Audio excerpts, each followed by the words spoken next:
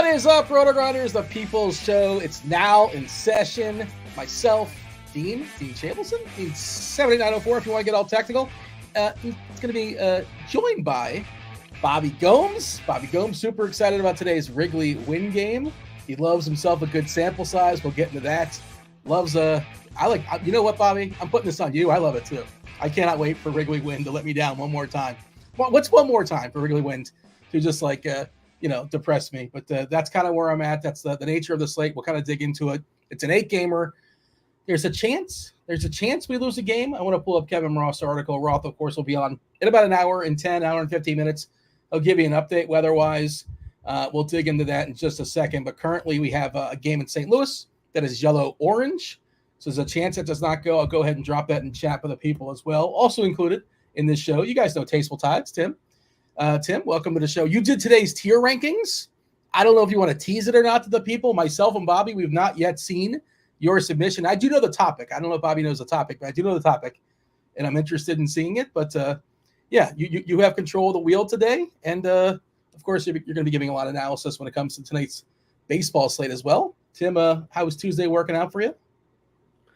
Tuesday's good. It's a beautiful day in Maine. I'm definitely excited for the tier list. Should be a good one. I think it's going to be a fun topic, and this is actually a really fun slate too. So I'm excited. It is a fun slate. It feels a little bit bigger than it might actually be, and maybe that's because of the Wrigley stuff, and we'll kind of dig into it. But pitching-wise, it's not. We talk pitchers first, and maybe Tim, maybe you feel otherwise, but I don't think it's the most fun pitcher slate, but maybe it's a good slate to get a little bit goofy on, a little bit ambitious on, because none of the pitchers feel terribly comfortable. Kikuchi currently on DK is getting 42% ownership, which feels massive.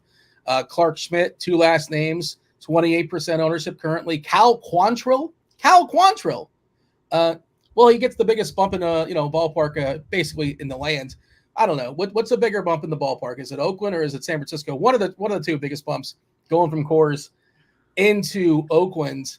And then the other side of that game, Aaron Brooks, who somehow weaseled his way and escaped Houston a week or so ago.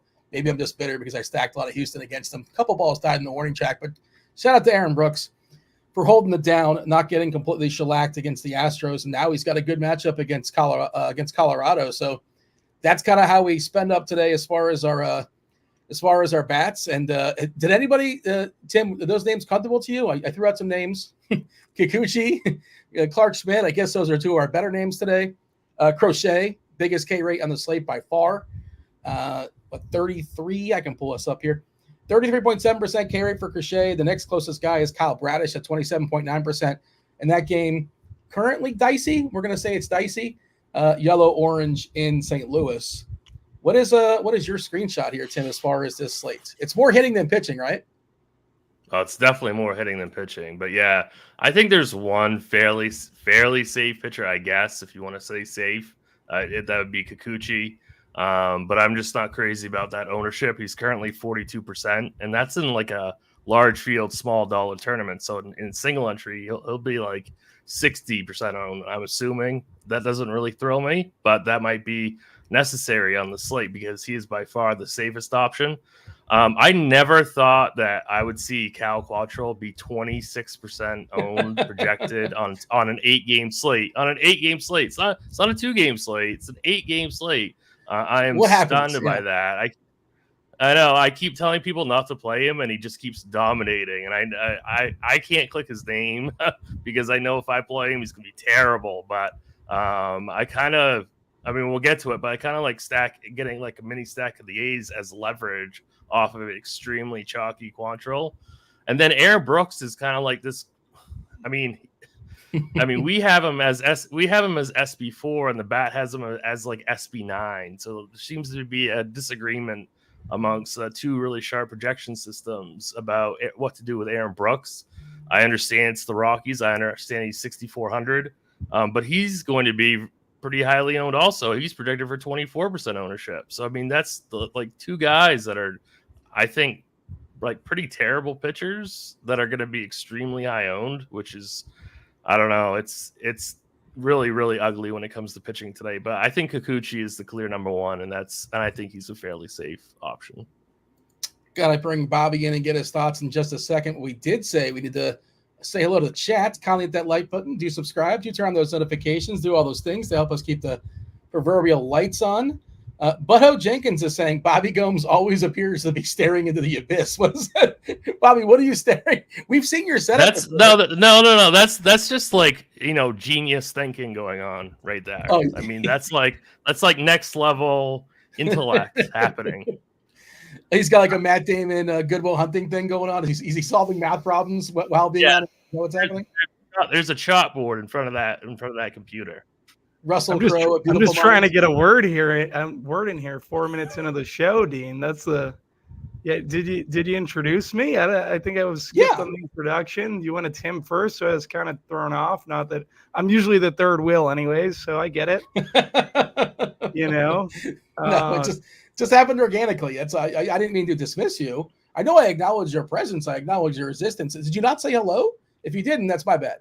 No, I didn't get a chance to say hello. I had a crazy day today. My girlfriend broke up a fight or argument at the park between two moms. Oh, when you said she broke up, I was like, this can get sad in a second. But yeah, I was like, wow, he's gonna share. I thought he was gonna share this on the show. I was like, wow, here we go. No. Are you sure you want to say this on air? 2 kids. Oh, that wouldn't be great. You finally get the mic, and this is what you're gonna say. So what happened? Right. So one of the ladies, kind of like you, Dean, she doesn't like dogs. And I love dogs. Stop it. And basically, she was upset that my girlfriend's best mom friend had her dog in the park around, it's in the kids area. You're not supposed to have a dog or whatever. And I guess she just went nuts, and she's like, "Oh, we're gonna call 311," and all this other stuff, and there was a little back and forth. It didn't get physical or anything, but it was definitely a pretty heated argument. And she got home and was basically telling me the story. What? What's 311? It's they call it the snitch app, Dean. It's basically where you call if the city or stuff that people are going against the rules, not taking out their trash or etc. So was the word Karen used by anybody in this conversation? She was being a Karen. The lady lives in our building too, so it's I hope you didn't say anything too egregious, because we have to walk by this lady in the hallways and stuff. But I guess she was the level-headed one, and the other two were pretty much going at it. But yeah, it was over the dog, and I just remembered you weren't a dog guy, you like cats, so yeah, I just wanted to throw it out there. Oh man, that's yeah. By the way, big red flag if you don't like dogs. It's if you don't have to love dogs, but to actively dislike them, it's just a weird take. Is it a big massive dog? Is a big massive scary dog? That can be interpreted as it's a harm. The dog itself, it's a big dog, but he's harmless. I think he's a one of those. What are they? They help her kid has anxiety or something, and it's a service dog. Yeah. So. Okay. That makes it even worse. Yeah. Oh, geez. Yeah. Imagine. I can't imagine. Is this really ruining your day? You can't just let it. Even if it's bothering you in the slightest, you can't just let it go. It's gonna be all right. It's gonna be okay.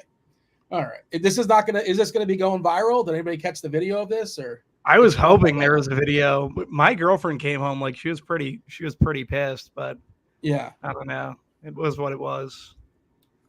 Have you ever called 311 at anybody? Have you ever snitched? I'm seeing in chat they're telling me it's not an emergency. I used to prank 311 a while ago, but when I was younger, when it first came out, be like, "There's 2 squirrels fighting in the park with swords." It's not an emergency, and they have swords. That's pretty impressive too. And send a picture, because you can send a picture on the live Discord or chat that they have.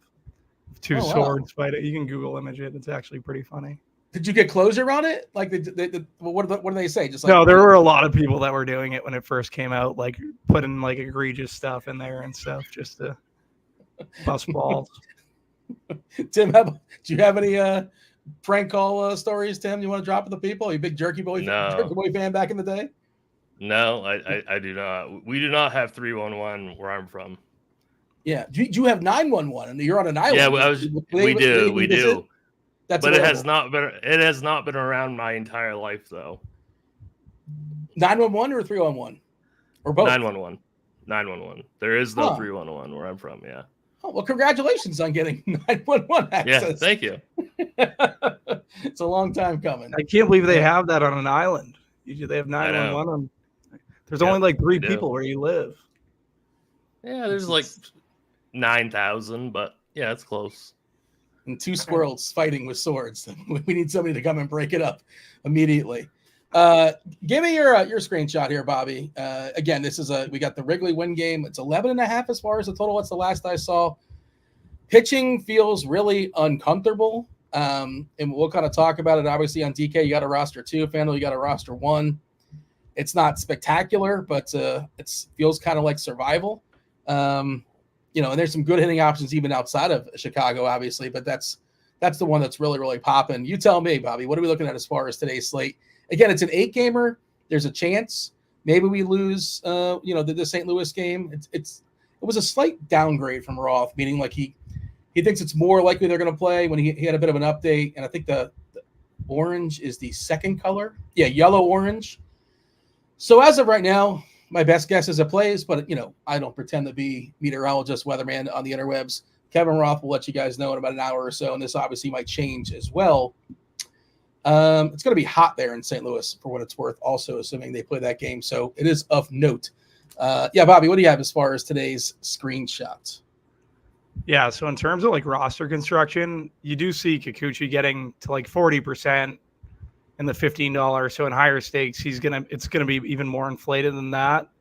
I'm tempted to X Kikuchi just because I see so much of just how people are generally building today that they're just condensing at pitcher, and Kikuchi seems to be the guy that everyone's favoring. Interesting you brought up the St. Louis-Baltimore game because I do like Bradish as a pivot a little bit.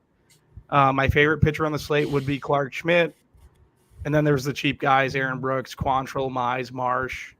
I think Gavin Stone at 7-9 is somewhat interesting because of just how the slate is broken down, especially for larger field stuff. But for me, if I had to rank them, it would be Schmidt, Bradish, then getting down to Brooks, probably 3 and Quantrill 4. I know majority of people have that flipped.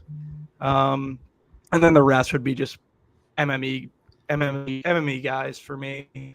I do want to get your thoughts on Bradish because I do think it's a spot where St. Louis hasn't faced Bradish yet, and we know how gutless St. Louis is. I know the weather is great for hitting. The game might not play. I can just see Bradish coming in significantly lower owned to a guy like Kikuchi who's only, 500 more. So he's someone, I think he's my second favorite pitcher currently on the slate. If he goes, if he doesn't go, I'll move Kikuchi back into my pool and just deal with it. But I liked Bradish as a pivot off of Kikuchi. It's a really small sample. I'll get your thoughts on this, Tim, right? Bradish, 13 innings so far this season. Hasn't given up a homer, a ton of ground balls. 57% ground balls according to Fangraphs. That's a really, really good number. The Ks have been good. Feels a little bit misleading because the swinging strike rate only 9.7%. The Ks about 28%. But again, it's a lot of small sample stuff. 2.63 ERA, 3.38 Sierra. Not a lot of barrels. Looks like 2.8% barrels. But again, it's all small sample stuff. What do you have here as far as Bradish, Tim? And I also thought it was interesting. I want to go back to Bobby in a second.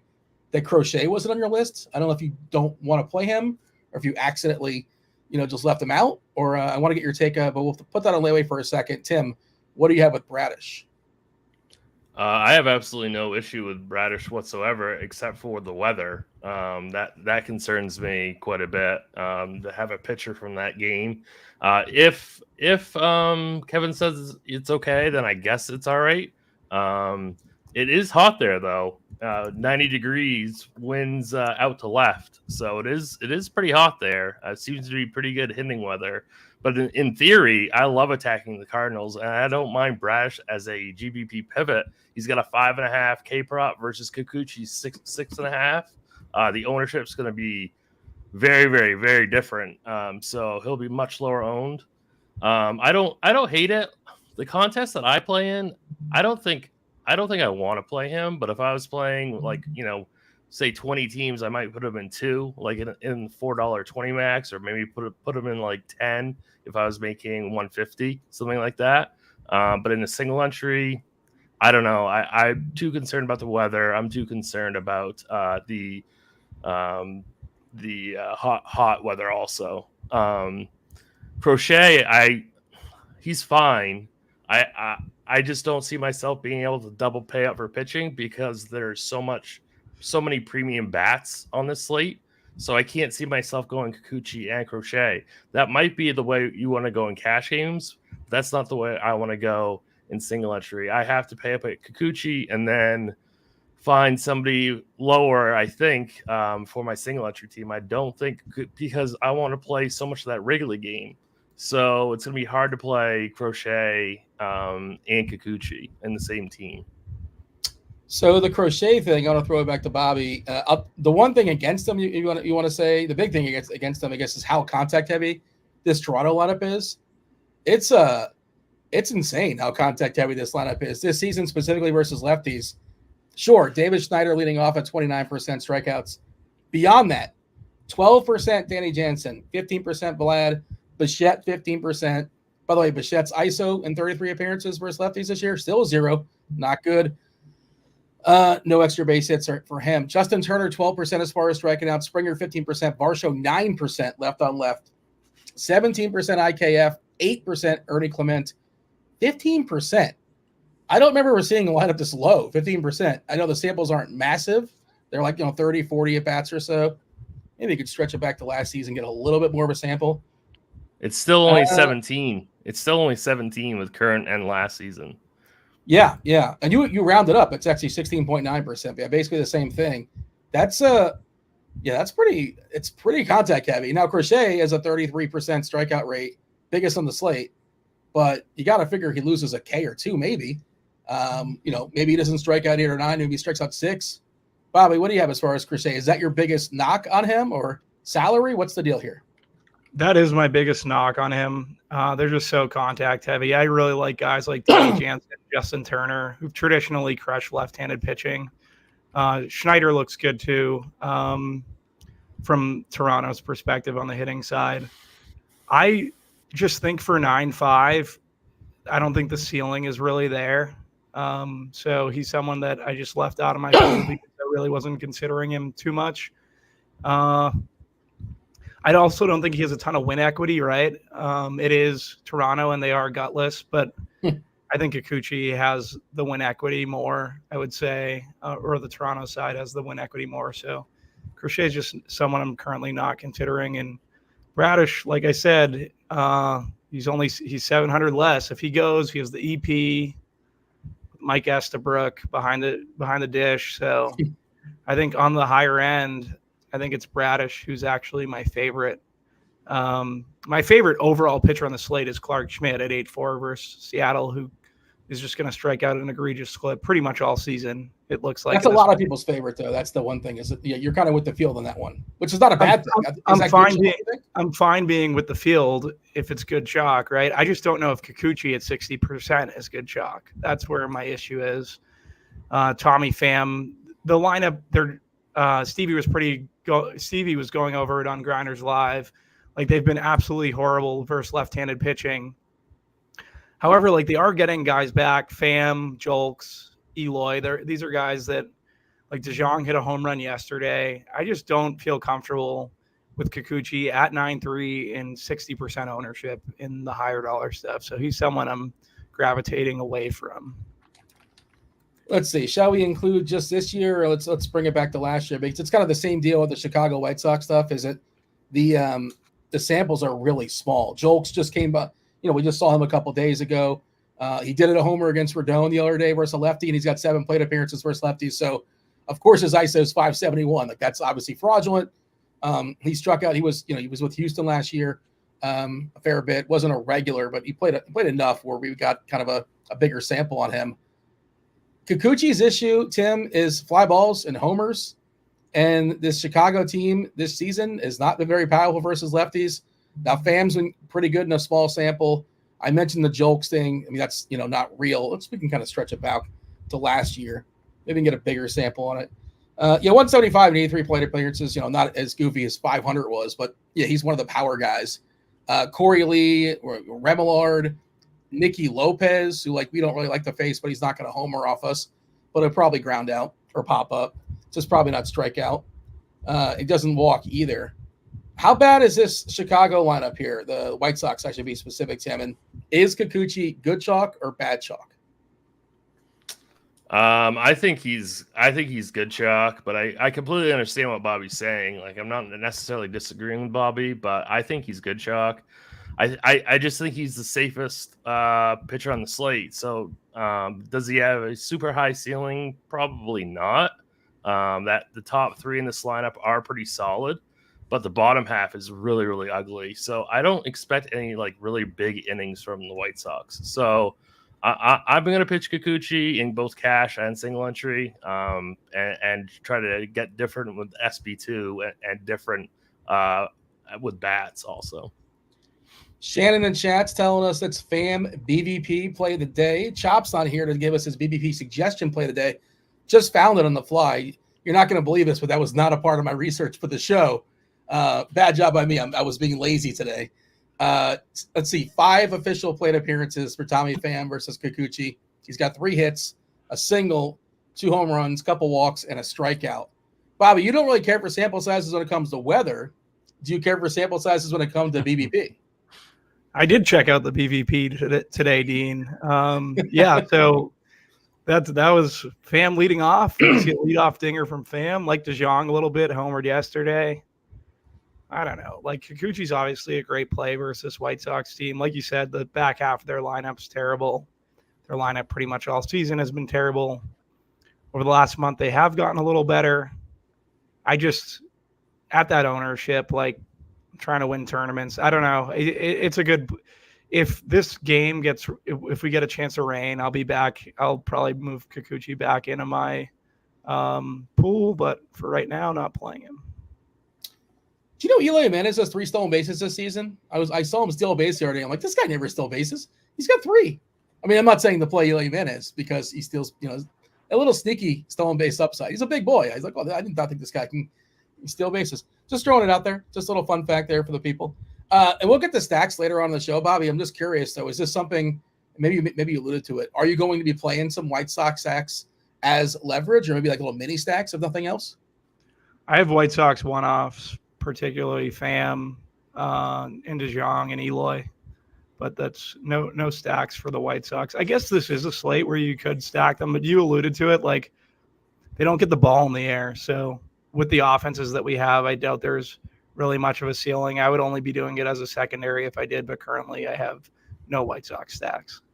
Yeah, I mean, the old anything can happen in baseball. Yesterday, Framber Valdez gave up 2 homers in the same inning. That guy never gives up home runs.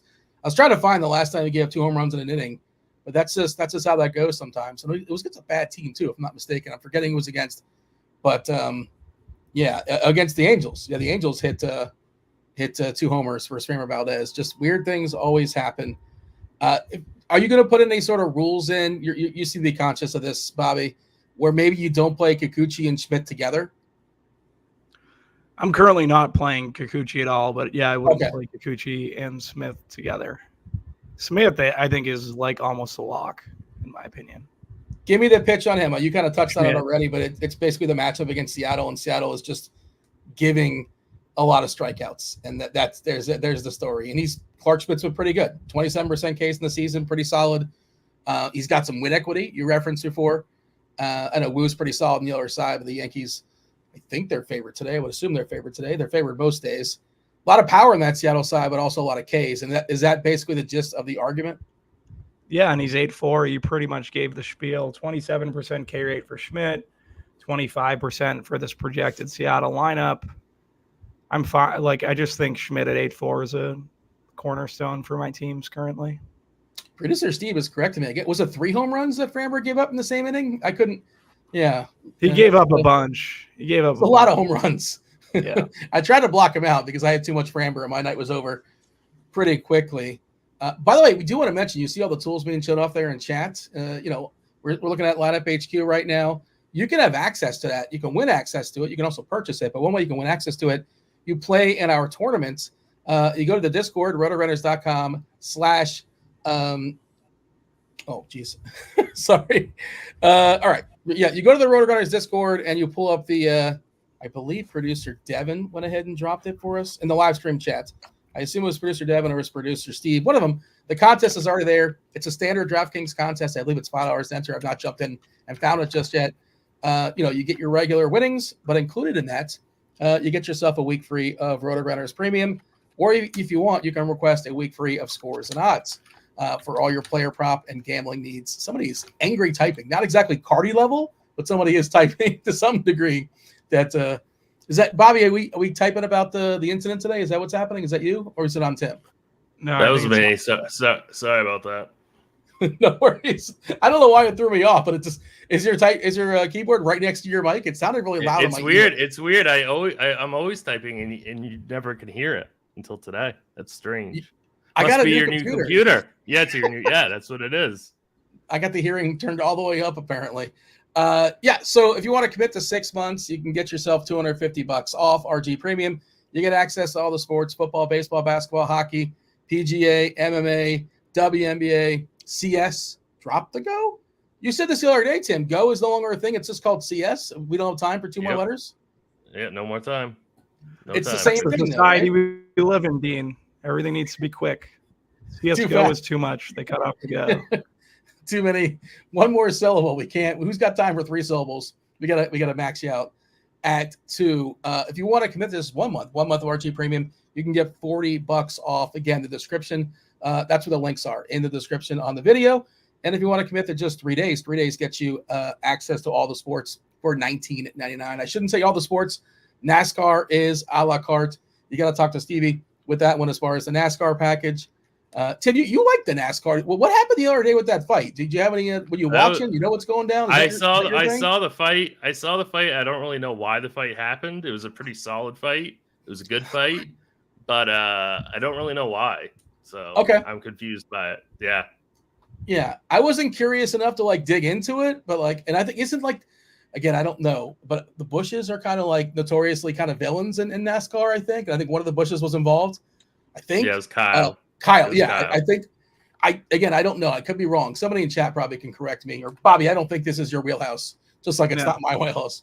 Who's the villain on this show? I would lean Dean. Well, I mean, only the villain would point out who the villain is to throw everybody off the scent.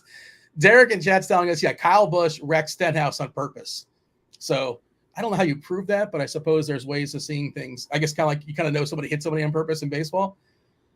And there's that whole teammate thing in NASCAR, which I think is it's a whole other conversation to get. It's sort of weird that you can knock off, whatever. Shake and bake. Have you seen Talladega Nights? You know how it works. Okay.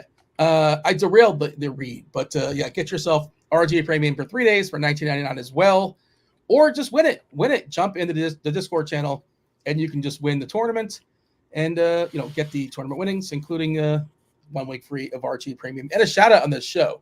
Let me know, we will shout you out next week or tomorrow, depending on whatever you let me know. How about that? Oh, Chris Bryant is back in our lives. Do you guys know that? Does that change everything? He's playing baseball tonight. Good for him. Wow. Exciting.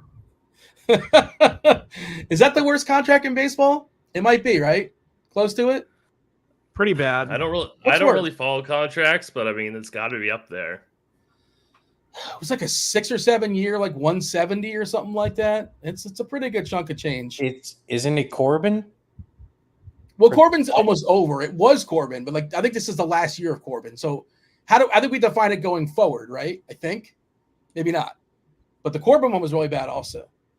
Shannon's saying the Trout contract. Oh boy, that's that. I don't know how much longer. I think it's 6 or 7 more years or something like that. I'll tell you, one of the best contracts is Acuna. Acuna and Albies have amazing contracts, team friendly contracts.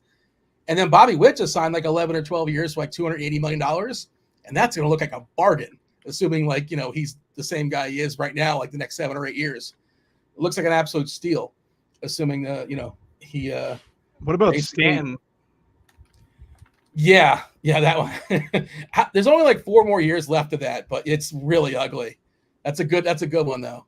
The Marlins did that because they knew their ownership's we're trading, we're leaving, we're selling the franchise. We're never going to pay this. We don't care, and they dump them on the Yankees for nothing. They got nothing back in return. It was just a salary dump. But that's the reason why they signed him to a long-term deal. 10 years, 250 or something like that. Let us know in chat. What is the worst contract in baseball, or the best contract in baseball? I'll tell you, I think it's Acuna and Albies might be 2 of the best. At least he swings the hardest, Stanton, in the league. Yeah. I never would have guessed. Oh, that's the guy that swings the hardest. But the key is you got to hit it. But he still, though, when he hits it, like he still hits it like so few other people. When it actually connects and it goes, it's beautiful. It just doesn't happen as much like it used to. Okay.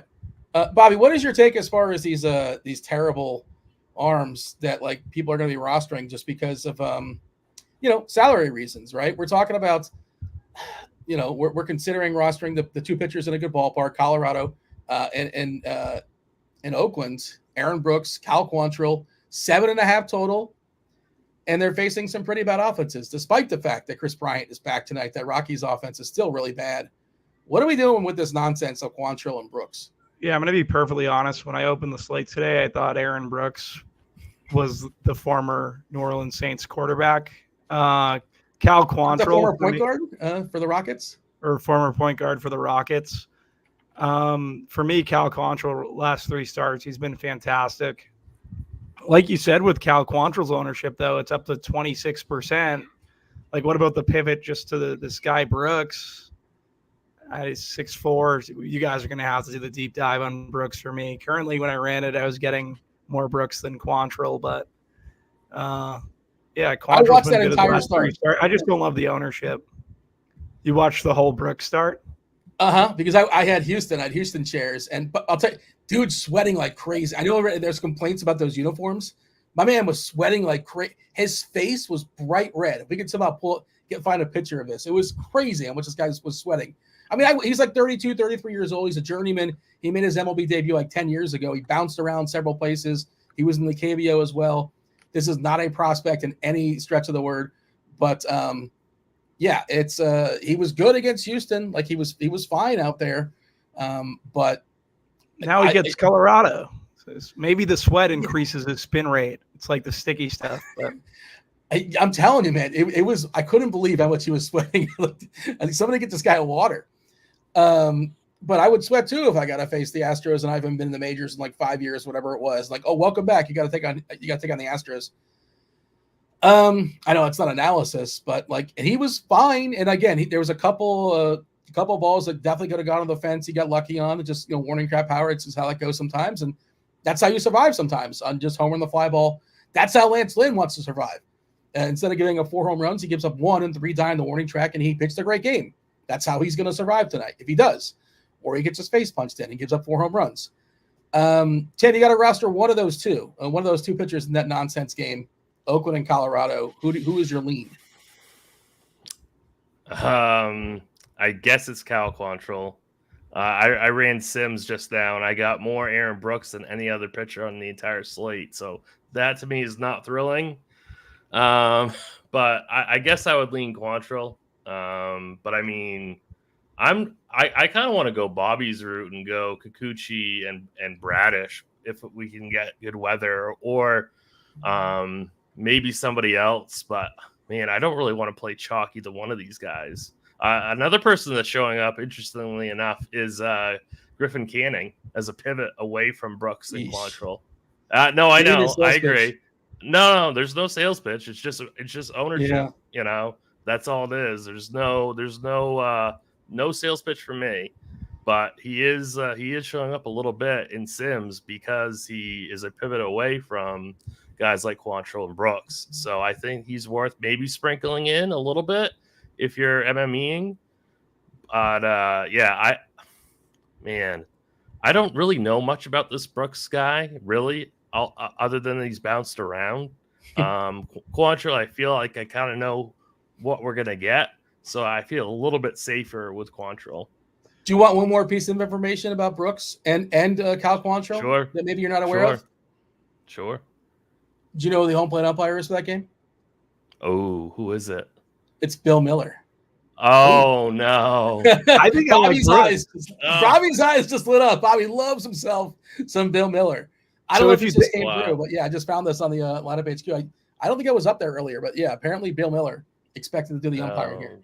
If you think about this, Brooks should be right at home, right? The Rockies, he's been career minor leaguer. The Rockies are like a minor league team. What's their K rate right now? Current 27% in this lineup. Like, At Brooks one start, I don't even know what his K rate is, but he should be right at home. Like the ownership discount. I'd probably prefer Brooks to Quantrill. Quantrill is 26%, man. I know the last 3 starts have been great, but that's a lot. And I also think Oakland's been solid. Maybe Brooks has more win equity. Do you guys think people are going to pay for Brooks and Quantrill and just play all the Wrigley bats? Release the hounds. Yeah, as Rob would say. I can see that.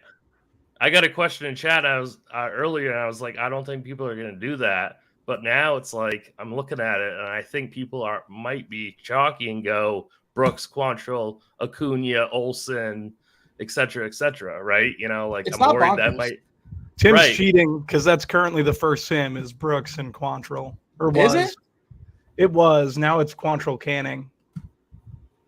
So Tim is cheating. He was cheating 5 minutes cheating ago. twice. He was cheating. Yeah.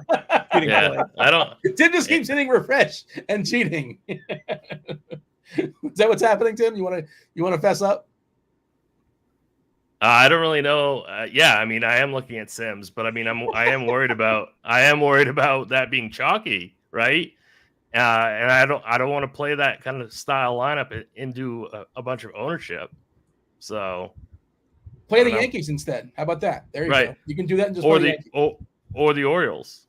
I wouldn't stack the Yankees tonight. I understand everything looks good relative to the pitch mix and everything, but you're pretty much capping your ceiling playing stacks into that Seattle bullpen currently, in my opinion. Full stacks. I can understand a secondary for sure. You're saying the Seattle bullpen's too good, therefore you don't. But what if they get the woo and the score's 7-0 in the 4th inning? Seattle's not rolling out their best pitchers. They're just give us the worst arms to just get us out of this game. Yeah, so that's where their collective numbers can be deceiving. For sure, if Seattle's up 3-2, 7, 8, 9 could be rough. It's tough sledding, but you're already dead anyway, right? But if you think the most positive outcome, the 99th percentile, if they're up 7-0, and I like woo, to be clear, I'm not saying this is likely to happen, but I was just throwing out a way to be different, right? And the Yankees can overcome. They smashed Logan Gilbert yesterday. Gilbert's a really good pitcher, probably better than Woo, probably. Just that's one way to do that differently, as opposed to whoever's playing those 2 cheap pitchers, then all of a sudden they're going to be playing Acuna or they're going to go with Dodgers and Ohtani. I think the Yankees are the pivot off the pivot off the pivot, or at least the pivot off the pivot. I definitely think the Yankees are going to be the lowest owned stack relative to the big teams that we're going to see stacked up tonight. I would imagine the Braves, Cubs, White Sox, and Dodgers would be the 4 main ones, followed by Baltimore, and then the Yankees. Eric in chat's asking, why is that total only 7.5? Well, I mean, it's a pitcher's ballpark, and it's 2 inept offenses. I guess Oakland's a better offense than Colorado, sure, but that's kind of what it is, and that's it's bad pitching versus bad hitting, and a good pitcher's ballpark, and that's what it is. But there you go. Tim, can you explain this? Your guy in the chat, Broccoli Boy, says, Happy Broccoli Tuesday to those who celebrate. What is Broccoli? This is your buddy. You got to account for this. You got to speak for him. He's not available to speak. What does that mean? What is Broccoli Tuesday? Should I be celebrating this? He's going to have to explain it. I have no idea what he's talking about. I really don't. It's Taco Tuesday. Come on, Broccoli Boy. Broccoli's a fake vegetable. It was created in a lab. Wait, Broccoli Boy, you're saying our actual broccoli. Is this actual broccoli? Actual. Are you watching some more YouTube videos? Not reporting back to us, Bobby. Just Google it, Dean. Google it. I had a friend of mine try to convince me that the chicken at KFC was fake chicken, and I'm like, it doesn't make because I can't. There was all sorts of ins and outs of it. But it's logically, it's cheaper to raise chicken. Bill Gates created the chicken for KFC. I don't know why we're derailing the show. This is what Bobby wants to talk about for the next 30 minutes anyway.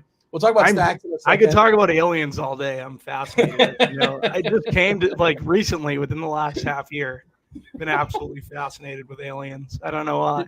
I'm a big 10 toes down on the Earth guy. I'd never go to space, but for some reason. I don't know. Tim, the alien reference? I don't know what he's dropped. What is that reference he's dropping? Should I Google that? What he said, or is that a bad idea? The 10 toes thing? I have no clue. No, I wouldn't like to go up to space. I don't like heights. Oh, I got you. Okay, so you're okay now. I thought you were saying some kind of code that I wasn't aware of. Never No, mind. no. I'm just saying, like it's really random that I've been on like this aliens kick.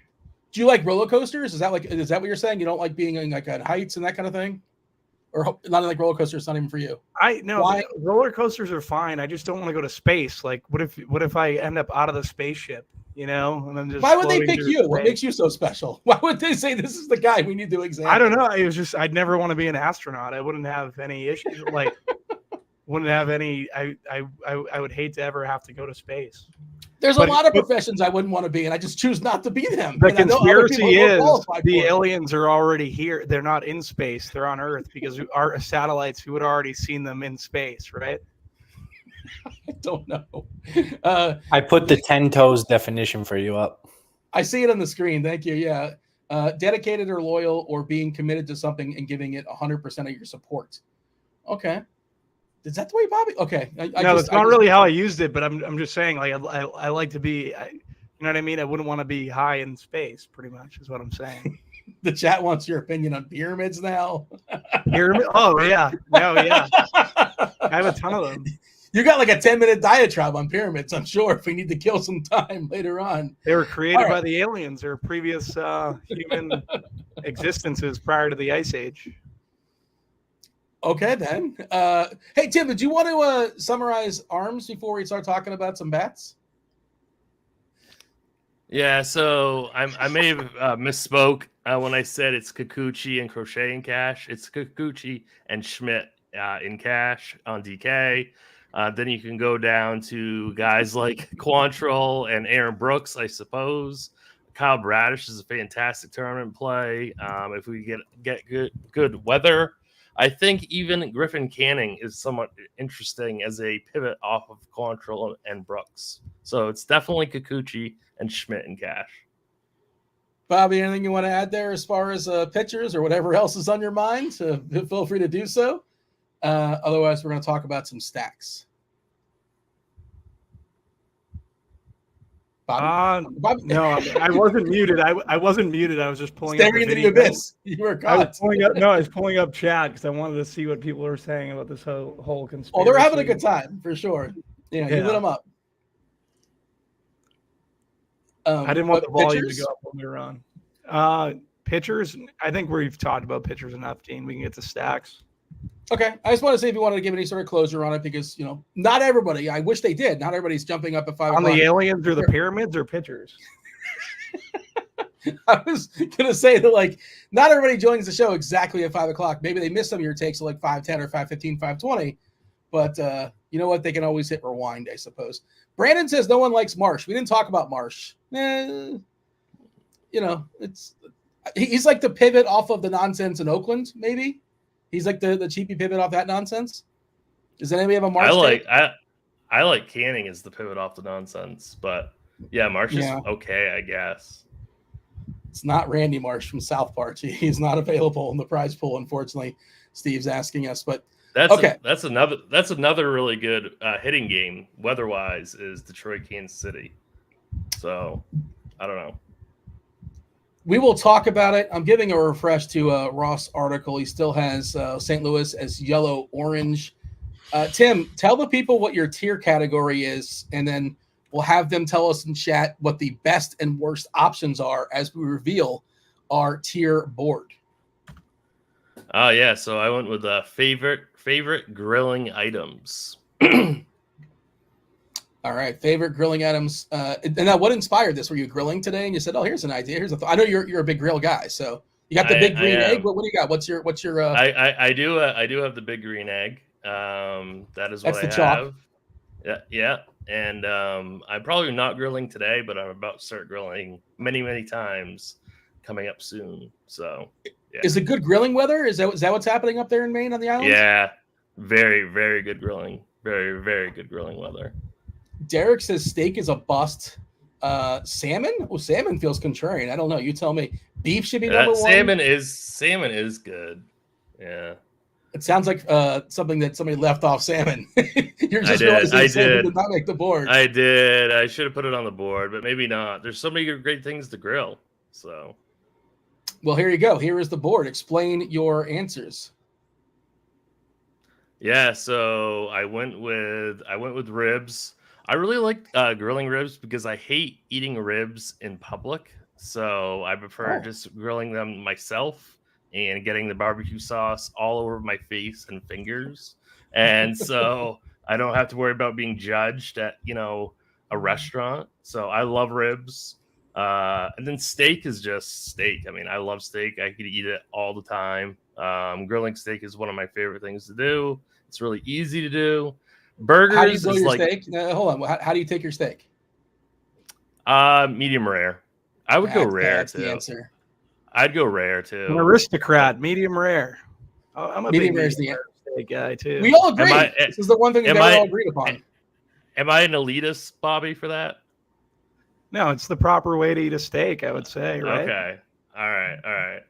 Well Done will be hanging out with hot dogs. If we're going to be power ranking how to cook a steak, right? I assume Well Done will be at the bottom. My mom. Why would you ever eat Well Done? Then it's like a hockey puck. What are you doing? Never do it. Well Done. That's terrible. Burgers is like the chalk. It's like the easy thing. So I think everybody pretty much likes burgers. And then a big gap to chicken, where I should have put salmon. I should have put salmon over chicken. And then hot dogs are the bottom of the tier. But I do like hot dogs, but they are by far the bottom. So is this a Bobby Gomes style ranking where you actually rank the top 5, or a TJ Zwarych, if you will? No, I think it's more your style. It's more your style, Dean. It's an awful you said you like hot dogs, though. I'm not going to put anything I like in 5. You said you like hot dogs. Yeah, okay, yeah. But they are by far like the bottom of the list. So I guess I went to TJ route. You have any issues here, Bobby, as far as this list? No, spicy sausage isn't bad. I don't know. We're Italian, so sausages are kind of, we grill them a good bit. That would be the only one I'd probably get on there. You got to say spicy. You can't just say sausage. Steak over. I like the hot ones better for sure. Steak, I would go over ribs though. I'd take ribs over steak. But they're both fine. They're both obviously. I think it's 1-2. I think it's a pretty. It's like the wind, right? The ribs. Well, we'll talk about it. We're going to be throwing the teams in here in just a second. We have all the lineups with the exception of I think the Dodgers, right? We got everything else. Just no Dodgers just yet, but I guess we'll be getting that within an hour, so they're generally pretty quick. Narniak throwing out some kielbasa. Kielbasa kind of contrarian take, but that's certainly a good call as well. Okay, Tim, you made the board, so we're going to start with you. Seattle taking on the Yankees. Wu versus Clark Schmidt. Clark Schmidt, one of the more popular pitchers on the board. Wu's pretty good, but taking on the vaunting Yankees is pretty tough. Yankees are minus 158 favor here at 8 total in this game. Where are we putting the Mariners and the Yankees, Tim? I'd put the Yankees in the burger section. I really like the lefties against Wu, but obviously you can always play Aaron Judge. So I put Yankees in burgers, and then I would put Mariners definitely in hot dogs, like not even close. Bobby, how do we feel about this? Any issues, any discrepancies? Yankees and burgers for me, guys like Soto, Verdugo, these lefties. I think Grisham down at the bottom of the order is interesting, I guess. No Stanton, their team's actually probably better. Austin Wells at 3-4 is someone I like as a catcher. I think he graded out pretty well for me. But they're more secondary or like one-offs. Like you said, a pivot off the pivot. So they'd be 3. And for Seattle, I'd go chicken with Seattle.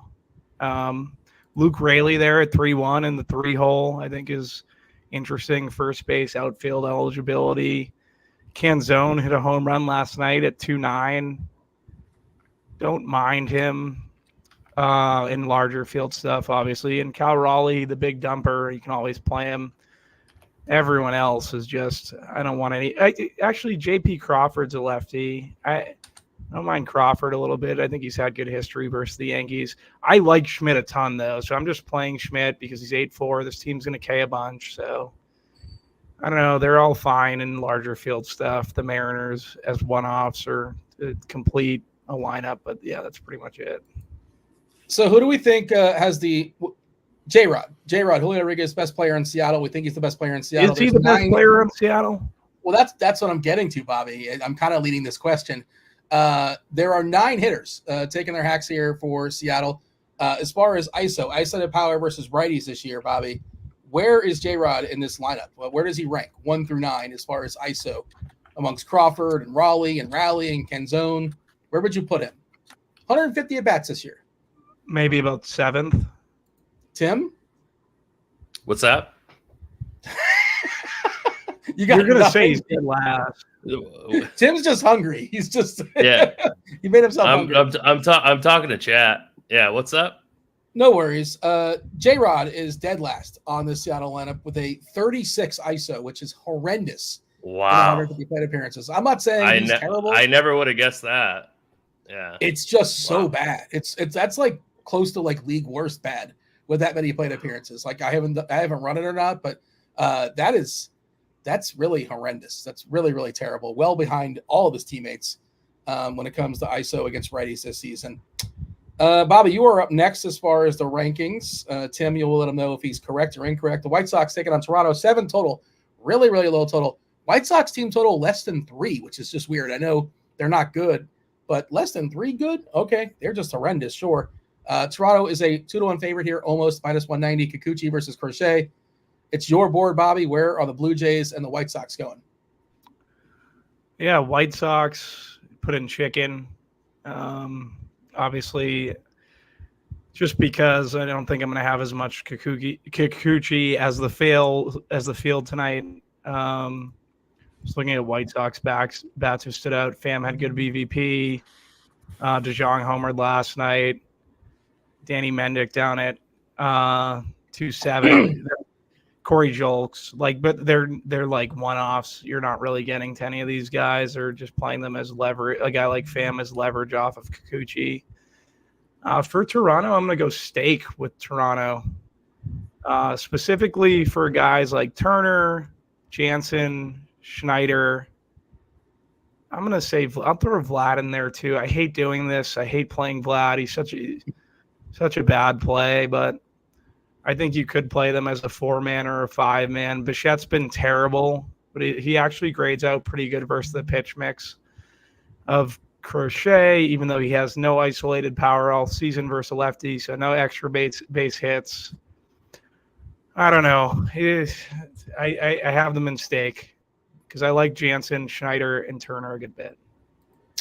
This season, versus righties, Vladdy, the samples aren't huge, right? 39 appearances, 40 appearances, but this is the problem you're kind of alluding to, Bobby. Vlad this year, 15% fly balls. Bichette, 15% fly balls. Varsho, 12% fly balls. In order to hit home runs, you got to hit the ball in the air, and it's kind of an issue. It's one of the reasons why these guys don't homer as much as you want them to. Tim, where do you have Toronto and the White Sox? I'd go Burgers for Toronto, just a little bit lower than Bobby. And then I'd definitely go White Sox in the hot dog category. Not even close. So you want to put Toronto in the Burgers. I got to break the tie. Looks like Steve's leaning the Burgers. So we'll put him in Burgers. But I think Burgers is the right place for Toronto the more I thought about it. Okay, Atlanta versus the Cubs. Tim, you're up first here, but I did want to let the people know about the weather. I'll go ahead and read what Roth had to say. Oh, baby. Winds out to left at 25 miles per hour. There's also a storm line moving in late, but I think it fizzles as it arrives and or comes in after the game ends. A chance of a later inning delay, but I lean towards them avoiding it. And now I'll go ahead and check out the Weather Edge tool, which not a monster sample unless something has changed. Yeah, just a 3-game sample here on Weather Edge. 3-game sample, but in 3 similar games with similar conditions. 85 degrees, wind blowing out 25 miles per hour to left center field. We've seen a bump in home runs at 172%, a bump in runs at 126%, and a bump in ERA at 105%. But again, 3-game sample, but also the wind also tells us that's where it kind of sort of not necessarily should be, but it makes sense. Okay, 11.5 total. Assad versus Charlie Morton. 5.5 team total for the Cubbies. Almost 6 for Atlanta. Locked in for 9 against Assad in that pen. All right. This is Tim. Where are we putting Atlanta and Chicago? We're putting them both in the ribs category. This weather is just too good to pass up. So, I mean, they're going to be super, super chalky. That's the only problem. But in terms of just straight up, they're both ribs for me. Bobby, you have any issues with that? Bobby? No issues at all. Matt Olson, phenomenal play tonight. I think he's fantastic. Jared Kelnick, another one at 2.8. I think he's very strong for the Atlanta lefties. Ozuna's been on fire all year. Michael Harris, Albies, Acuna. Dansby Swanson for the Cubs was down at 2.8. He's got to be a staple in every one of Dean's lineups, I would imagine. I don't know. I can't see Dean in a world where No, it's a revenge game too. I didn't mean to cut you off, Bobby. I apologize, but it's funny you say that because I wanted to have the conversation about that as far as shortstop specific. And crunch time's going to come in. They're going to go around the horn. They're going to go position by position. We don't really do that, but shortstop is loaded, and Swanson is 2.8, and it's a win game and it's revenge. He's kind of stunk this year for what it's worth. He's probably a good fade in tournaments. Is kind of I understand why people are playing him, and I'm going to play some too. But of course, I was just making the case that you were going to play him. I know what you were doing. You were saying I was a chalk donkey in the kindest possible way. Yeah.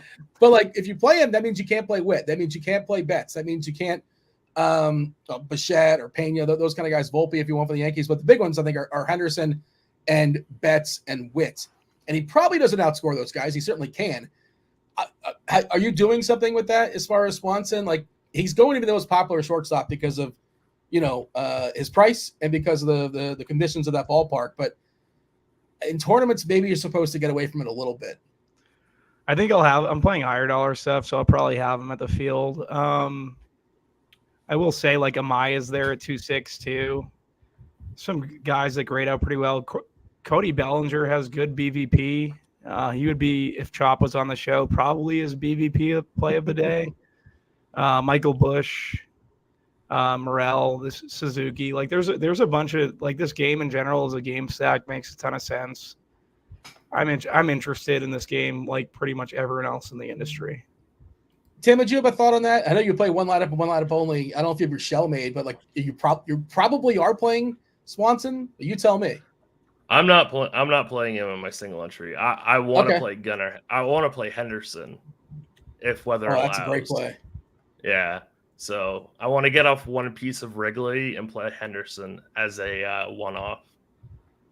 I think he's got his own streak going on. Devers has 6 games in a row where he's homered. I feel like Gunner's homered in the last 4 games or so. I want to say he did it leading off several times, and it took him a while. Well, in the deeper into the game beyond his first at bat, but he's awesome. All right. Yeah, so that's a bold proclamation. Detroit and Kansas City. 9 is the total. Casey Mize versus Alec Marsh. I believe, Bobby, you are up first here. Where do you have Detroit and KC? Basically a coin toss here. Yeah, Detroit probably. I like the lefties, so Riley Carpenter I think's good. Wenzel Perez I think's okay. Kansas City I think they both go in burgers for me. Tim? Good hitting weather too. KC burgers, Detroit chicken, just because of the weather and the decent matchup. So yeah, you're saying Riley Green is hot dogs, but you're bumping them up the chicken. Yeah. Let's see. Weather Edge, 65 game sample, 73 degrees, wind blowing out toward right center, 13 miles per hour. A bump and homers at 18%, a bump and runs at 17%. Yeah, pretty good hitting weather there. Let's go ahead and keep Detroit and chicken. KC, did anybody lobby for KC and steak? Or you guys both agreed burgers? You guys both agreed burgers, right? I think you could put KC and steak. There's just so many more. I think you could definitely put KC and steak. Bobby Witt. I think you can. I think you can too. Yeah. Melendez, Massey, Nelson Velasquez. They're definitely a 5-man. Hunter Renfroe looks good versus pitch mix. So I like KC's fine in steak. All right, Tim. Baltimore, St. Louis. We're not sure if this game's going to go or not, but last update, it's not terrible, and we're going to assume it is. And crunch time's going to handle it. They'll give you the updates. Bradish versus Lynn, Baltimore at St. Louis. Again, the Battle of the Birds one more time. 9 total. Baltimore minus 164 favorite. Tim, where do you have Baltimore and the Cardinals? Baltimore is definitely stake for me. They're the best pivot away from Wrigley. It's not even close. Guys like Henderson, Rutschman, O'Hearn, Cowser are all fantastic tournament plays. And then I would go St. Louis, probably, I guess, chicken. They might even be hot dogs. I don't really know. I really like radish today. It's close. I'd say chicken. Bobby? I'm in agreement with St. Louis and chicken. Like Nolan Gorman grades out well. A bunch of these lefties do. I like Bradish.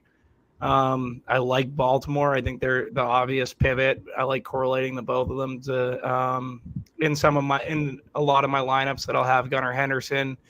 Tim talked about all the main guys. I think pretty much stand out. I will say Mullins and Mateo at the back end of the order are guys that grade out pretty well for me as well. Outside of the O'Hearns, Cowsers, Rushman, Henderson, like don't forget Mullins and Mateo tonight.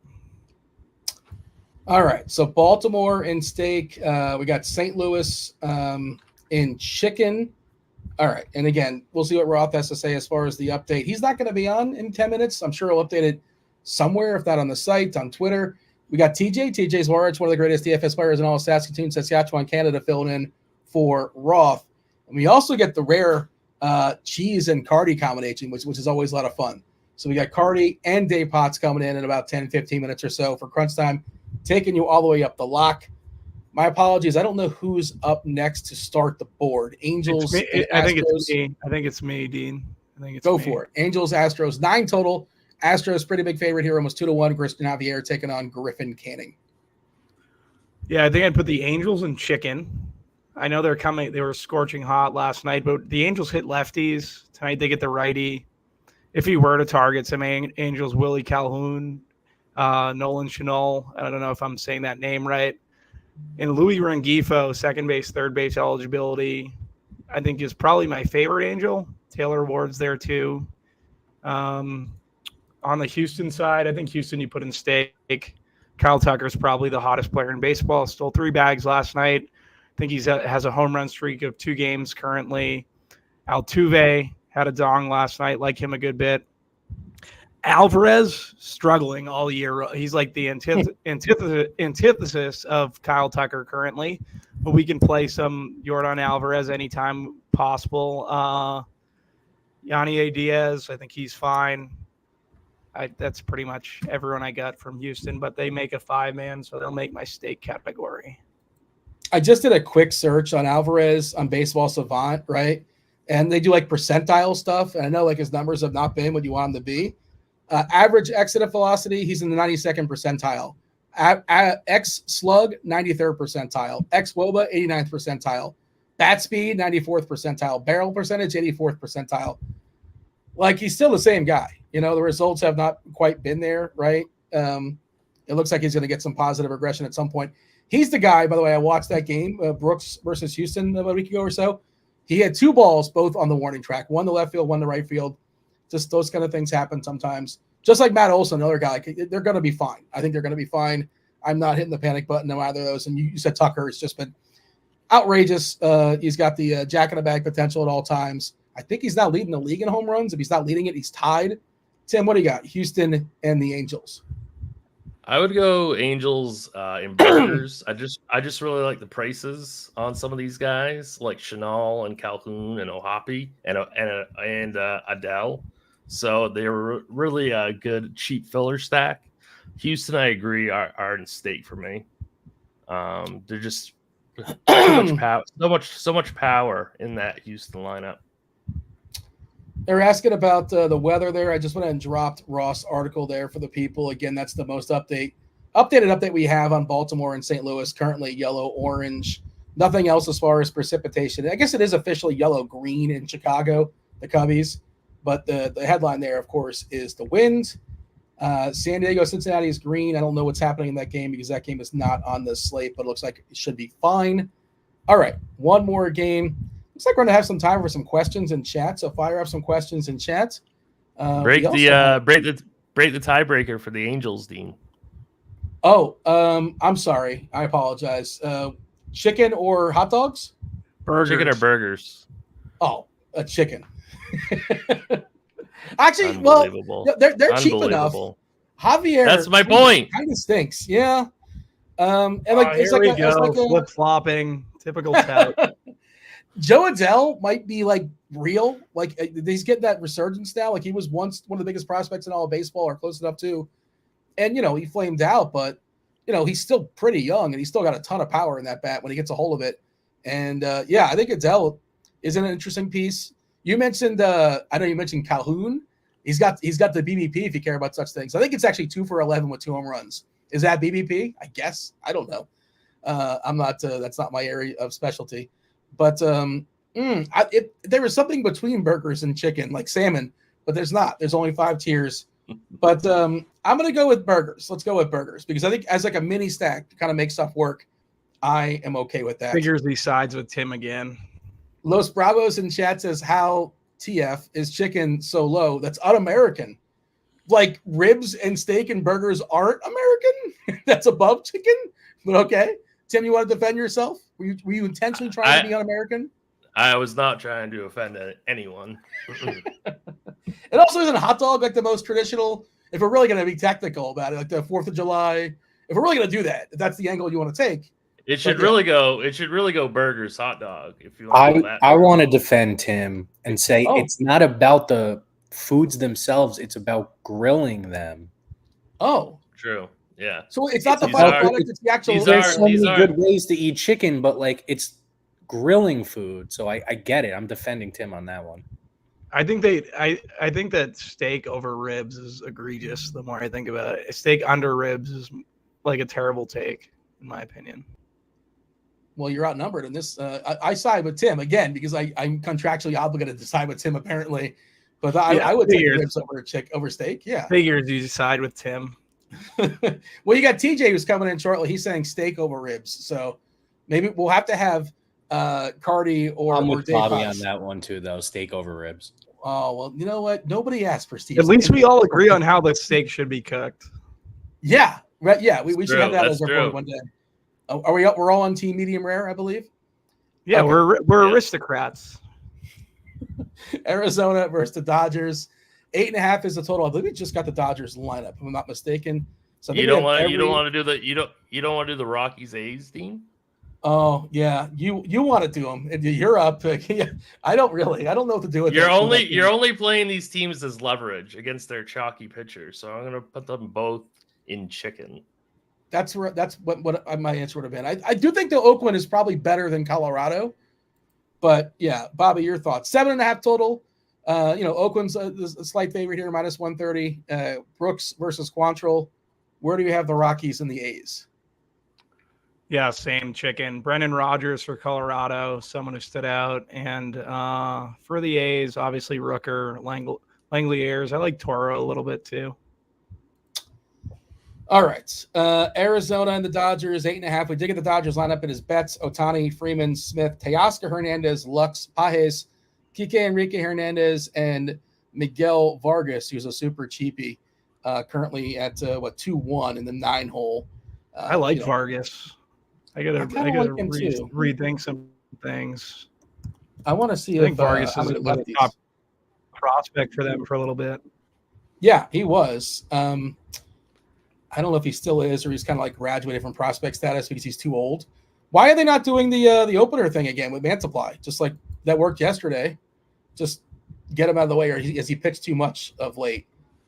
They started with the lefty and made life a little bit more difficult against Ohtani and Freeman out the gate.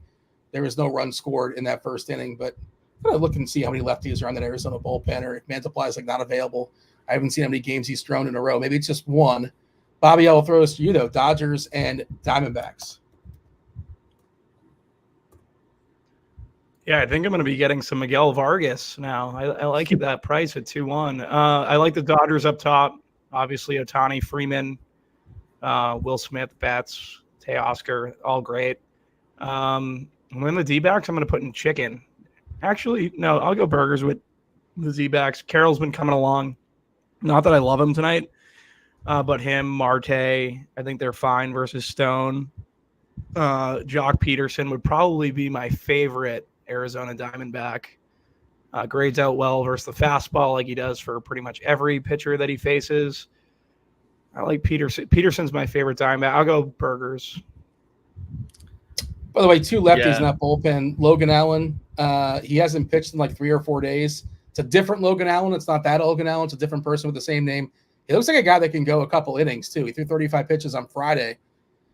Just saying that's one of their lefties available. Mantiply's pitched not 2 days in a row, but 2 of the last 3 days, and he only threw 7 pitches and 5 pitches. So I imagine he's available too. Go ahead, Tim. No, I'm right in line with Bobby. I'd go Dodgers, Ribs, Diamondbacks, Burgers. Not too much to add. This is our board. It's Ribs, top tier. We got the Cubbies at Atlanta in that win game. We have the Dodgers joining them. Next tier down is Steak. That will be Kansas City, Baltimore, and Houston. Those are the pivots, I guess. And like I said, the pivot off the pivot in Burgers, the Yankees. Then there's Toronto, the Angels, and Arizona. I feel like they're there for a variety of reasons. We talk about the Angels being there in part because they are a mini stack that can kind of make stuff work for salary reasons. Chicken, we got Seattle, Detroit, St. Louis, Colorado, and the A's. And all by themselves hanging out in hot dogs is the White Sox. Today's poll question that Steve put up, did you guys answer the poll question by chance? I did answer it. Are athletes paid too much? I said no. I did, yeah. What was your answer, Tim? We all agreed. No. Yeah, we all do pro athletes get paid too much? 47% said no, 53% said yes. I mean, look, you are what people are willing to pay you. Your value is what somebody is willing to pay you. We've had 2 consensus all agreements on this show. It's pretty good. Yeah, I mean, like on paper, if you want to go like in a utopia, whatever you want to go, that maybe teachers to be paid. This has nothing to do with like there's some great professions out there that'd be great that they get paid more money, that kind of thing. But that's how it works, man. If you can hit a baseball really, really well, you're going to get paid a ton of money because a lot of people pay a lot of money to watch you hit that baseball really well. That is how society is. Oh, by the way, it just moved up, so we convinced 1 or 2 people the poll question. Now it's 48% no. You moved the needle, Bobby. That's what's happening. You're persuading. But still, slightly, we're in the minority here because more than 50% saying athletes are overpaid. Steve, why did you throw that question out? I'm curious what sort of spawned that. Oh, we were talking salaries earlier. Yeah, it was when we were talking about bad contracts. So I not like think about the guys who got the bad contracts. They got overpaid. So I was just thinking in general. Yeah. Gotcha. We've learned nothing, though, because that's basically – we're now 51-49. We're basically split on it. Tim, do you have any taters for the people? Who's going yard? We're getting some homers. Mike Touchman, plus 650, plus 630 on FanDuel, plus 650 at Caesars. It's a pretty good number. Plus 600 on DK. So he's my first tater. I'm gonna try and find another one real quick. Bobby, I really like that one though. I think it's a pretty good number. Yeah. I'm going to go my second favorite player in baseball, Danny Jansen. I don't know what. Not Travis d'Arnaud? Not d'Arnaud. I think he's part of a chalk brave stack, so obviously I like him. But and on the cheap, I'm going to go Miguel Vargas on the cheap side for the Dodgers. I'm not saying you can't play Vargas, but I would just say there's there's a chance he gets 2 at-bats today. I would just throw that out there. Maybe you shouldn't play scared necessarily. But, Fought probably doesn't go through this lineup 3 times. And there's a chance if a lefty's in there, I'm sorry, if they, he's starting right on right. So maybe he sticks around. I shouldn't be saying that. Yeah, and if a lefty comes in, he wouldn't be the one in danger. I'm thinking of like Gavin Lux. Gavin Lux is a guy that can only get 2 at-bats today, possibly. And he probably should because he's not very good. He should probably get 0 if we're being totally honest. I don't know why I'm always picking on Gavin Lux, but he's never doing anything good for my lineups. How am I not pronouncing Travis d'Arnaud's name? Isn't that his name? Travis d'Arnaud? I think it's Travis d'Arnaud. D'Arnaud? Yeah, it's D'Arnaud. D'Arnaud. Yeah. I didn't want to be the guy to bust you on that. Yeah, I didn't either. I was listening to you referenced it earlier, Bobby. You referenced Stevie doing the morning grind, and he still can't say Brandon Pfaadt's name. And it's not like he's doing a bit, like how Cheese is doing a bit. Like Cheese knows how to pronounce it, but he still can't get it. And again, he gives fabulous analysis, but the guy's been in the league for at least 2 years now. At some point, this is why Stevie doesn't invite me in the morning grind because I just wouldn't help myself. I would just be like, yeah. I got another tater. Will Smith plus 500 on DK, plus 560 on FanDuel. What's Cody Bellinger? Probably like It's 3 not. to 1. It's 2 to not 1. good. 3-1. Yeah, Not worth it. it's pretty bad. What about Thai France? I'm gonna guess like 550. I'm just gonna guess. How close am I? I wanted to go Juan Soto, but he's like plus 300. Yeah. Ty France, he's plus 830 on FanDuel. That's a good one. That's a good one. That's a pretty big number. Plus 650 on DK. So if you have FanDuel, definitely use FanDuel. Are you seeing something in Play IQ, Bobby, that makes you throw out to Ty France, or something jumping off the board for you? The pitch mix, and all? I know you like to dig into stuff. In the pitch mix, he jumped off a little, but it's like the first time that he's shown up at all in the last 3 weeks. So usually when this happens for Ty France, he hits a home run. Chat's giving me the business. I was just having fun with Stevie. I wasn't really being. I thought it was pretty clear. I was just joking around there, but yes, send Stevie my love. He had me on a couple weeks ago. I was on the morning grind. Most downloaded episode in the last 7 years. I didn't want to say that. I didn't want to be the one to say that, but that's a fact. You can Google that. It's a chop fact, if nothing else. All right, we have crunch time coming in. It's TJ. It's Carty. I made it up. I don't know if that's true or not. No, feel free to fact check me. It's crunch time. Here they come.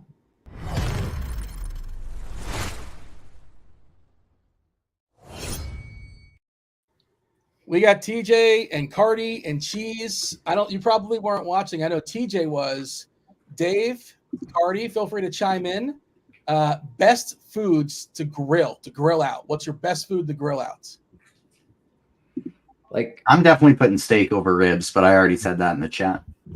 Thank you, TJ. Thank you. Once I got the big green egg, the answer switched to ribs. Oh, exactly. It's easier to make it work. That's exactly it. You can't just put ribs on anything if you don't know what you're doing. And I don't know what I'm doing. Yeah, then go with steak. I would even personally, like, if it's me, I would be putting burgers even ahead of ribs, because I just really don't know what I'm doing with ribs. But I grill a mean burger and I grill a mean steak. Carty, you got to have an opinion on this. I have no idea what I'm doing with ribs either. If someone makes them for me, they're delicious. But I'll throw a burger on, and that's about it for me. I'm surprised you're not a steak guy, Carty. I like steak, but like, I don't know. I feel like steak's overrated. Like steak's like the chalk play that is like way too chalky. It's like Fernando Tatis as a rookie. Exactly. Well, I will say, like, burgers to me are somehow like even on this list that feels like, I'm not gonna say burgers are underrated because they're very highly rated, but on this list it feels low to me just because like steak and ribs feel like, event food, and I love it. They're delicious. But I'm always in the mood for a burger. Like, I'll have a burger at any time of the day, and I love it. Is Tuesday an event? Because I think. I went out for steak. I went out for steak last night, and so for just Monday date night, and I'm having it. I'm having the leftover steaks. I got an 18-ounce one, and I didn't finish it. So, I'm definitely all for steak. It's just like I eat more burgers, and they make me happy. Can I say leftover steak is like the biggest downgrade though? Like, it's hard to get the as far as like leftovers the next day. Steak gets devalued pretty strongly. Am I wrong in saying that, TJ? Like, eat the steak. If you get as long as it's rare enough, it's not that bad. You just get it on a searing pan and you heat it back up, and it doesn't really affect the inside all that much, and it reheats it. Eat it with some eggs for breakfast. Then it doesn't matter if it's not like a great steak. I'd also like to note, Dean, that I'm on the morning grind with Stevie tonight, so I'll make sure to pass along your words for him. And I also do have access to the RotoGrinders podcast feed, so I'll make sure to check the stats tonight after the show as well. Yeah, you do that. Tell Stevie I said hello, and I love him. I also love Tim, and I love Bobby. That was the People Show. We do appreciate you watching the chat. You in the chat watching. Do hit that like button, do subscribe, do turn on those notifications. Also, again, jump in the Discord and join the contest. The contest that'll get you the DraftKings contest. If you finish first net, you get yourself a week free for RG Premium. If not RG Premium, you can get yourself scores and odds. Dealer's choice. If you win, you get to choose. All right, myself and Bobby and Tim, we do appreciate y'all watching the first portion. Now, it is the main event. We were just the appetizer. Here comes the ribs. Here comes the steak. Here comes the fish. It's Carty. It's Cheese. It's TJ. TJ, take it away. What's up, everyone? Welcome to RotoGrinders Crunch Time. Thank you, Dean, Bobby, and Tim for the People's Show beforehand. We started with the People's Show. Now we got the epic Crunch Time with Cheese, with Carty. I did my hands wrong when I did that. I always forget it's reversed. But we got two of the sharpest minds in the biz. Devin asked me to sub in here about 30 minutes ago for Crunch Time. I said, yes, I did not know that I would be moderating a Steve and Carty,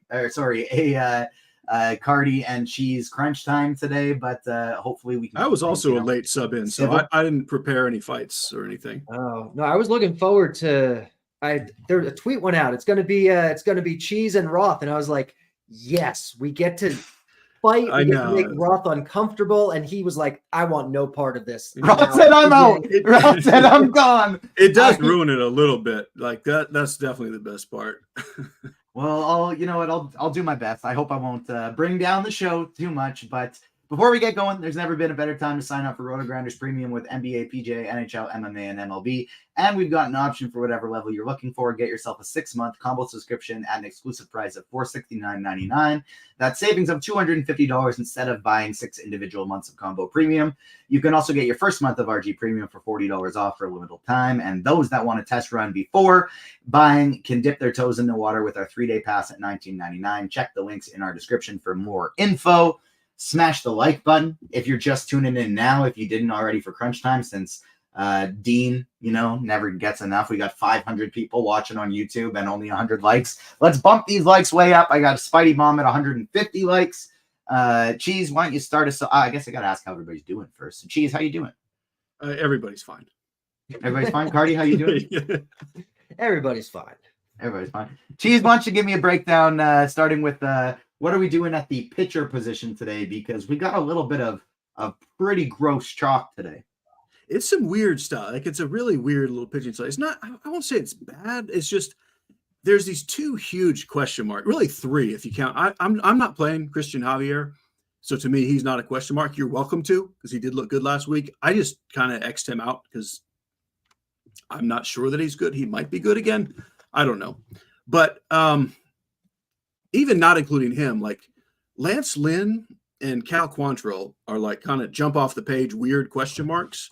And what's even weirder is I'm like fully on board with Cal Quantrill chalk. Like, what kind of world is that? But like, and I know Carty is too, so this is already off to a bad start for the arguments. The dude has 6 quality starts in his last 7 games, and it's not fully fluky real life pitching. Like, if we had a good pitching slate with a bunch of aces, I would be all about fading Cal Quantrill chalk.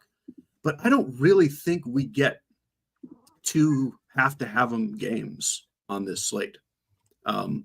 If we do, it's probably some combination of Kikuchi, Schmidt, Crochet, maybe Javier. What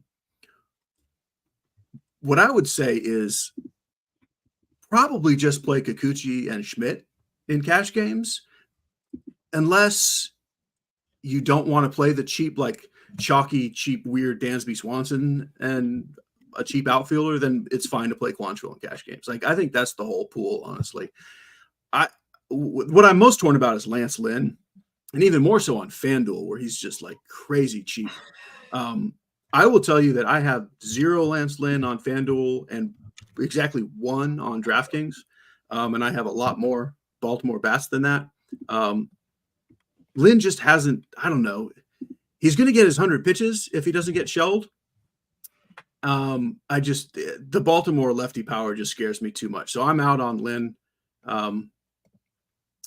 And the guy that I want to try to play, I didn't even play as much as I wanted, is Crochet. And I don't even disagree with him being projected lower than these other guys. Like, as bad and ugly as Toronto has been, they really don't strike out against lefties, so I get it. But he is also the only pitcher on the slate who's shown actual strikeout upside. So I am playing Crochet in my primary pool. Essentially Crochet, Kikuchi, Schmidt, and then all the way down to Quantrill and Aaron Brooks as a pivot off of Quantrill. And I have Quantrill and Brooks together in plenty of lineups. That's really it for me. I think I might have 1 Kyle Bradish lineup. I'm not messing with the other cheap stuff. And I'm like, Alec Marsh and Brian Wu, Gavin Stone. Like, to me, none of that's playable tonight. Tournament Tuesday today. Join our tournament in our live stream chat channel in Discord if you want. If you come first, it's going too slow for me. I was reading it too quick. If you come in first, you win a week of RotoGrinders Premium. And if you win and have the RotoGrinders logo as your account picture, I'm going to assume it's 2 weeks because it is going too slow for me to read it. But I want to make a note on Lance Lynn since he is kind of projecting well. He's in the conversation. Obviously, there's no Roth here. I can't do a weather report, but what I can do is read Roth's weather report. And he has a yellow orange. He says storm line should be moving in either late game or just after the game. Can't promise we go 9 innings here, though my best guess is they manage to play it one way or another. Also, possible little storms pop up ahead of the main line, and if that does happen, we don't know if it's going to happen, but if it does, it's going to cause issues because a mini delay would make it so that game wouldn't be able to finish. We can't predict whether or not those storms are going to pop up. That game does also start a little bit later, not right here at lock. So we probably will get one more Roth tweet before that game starts. Make sure you have Roth's notifications on. I'm currently playing it as if it's normal. Even if there's a late inning delay that doesn't affect pitchers to me. I love Gunnar Henderson. He's one of the top plays on the slate, in my opinion, for tournaments. And so I'm currently playing that as it's normal unless we get a tweet from Roth saying, the storms look worse. Don't do it. Carty, what are you doing today at pitcher? I'm ready for you to say it's not just okay to play Cal Quantrill in cash. You have to. It's stupid not to. I'm not going to tell you it's stupid not to. I think I'd play him, but I don't have any problem if you want to do Schmidt instead.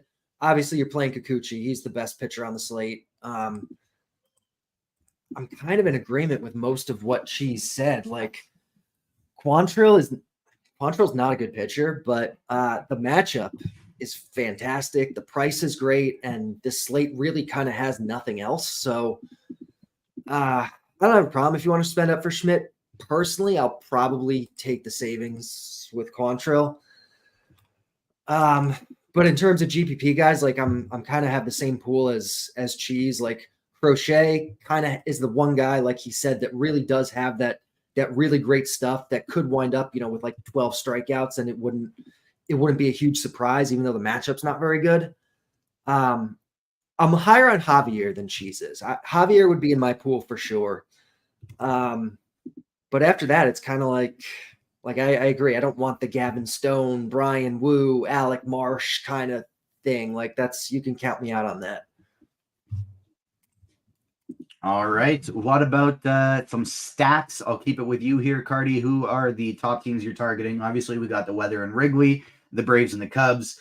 Who's 1A and who is 1B for you? And then who are the next teams you're looking to pivot off of them with? Yeah, the Braves are 1A. The Cubs are 1B. They're not going to be sneaky tonight. They'll be the most popular teams. They're the clear best teams. In cash, you're just loading up on that game. And I think that's one of the reasons why I like Quantrill is that it lets you spend some more money with a game that's obviously great. In tournaments, though, where you're looking to do something a little bit different, like there's like probably 7 teams that are like in a tier next that are all pretty similar. You have like the kind of the expensive ones with like the Astros, the Dodgers, the Diamondbacks, the Orioles. I think the Tigers are maybe one of my favorites just because you can find some cheap pieces with them. But yeah, it's kind of just like any of those are going to be fine. And even though it's a weird pitching slate with like, weird chalk and stuff, I don't think I'd really be stacking. Like I wouldn't be stacking the White Sox against Kikuchi or the A's against Quantrill probably. I'm doing that one and it feels uncomfortable, but it's because I have 40% Quantrill. Yeah. I think you can make a case for the Mariners against Schmidt, but really, I don't think you really have to do that tonight. Cheese, how about you? Who are your top stacks?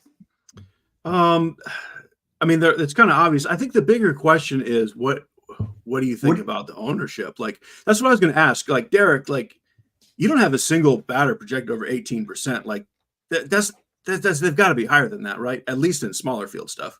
I mean, I would think so. I think the bat's a little low on the Wrigley ownership, but even the RG stuff, barely like a couple guys at 20. Like I feel like in like single entries, like we should have like 35-40% on like a few of the guys, like Albies and Morel and maybe one of the first basemen.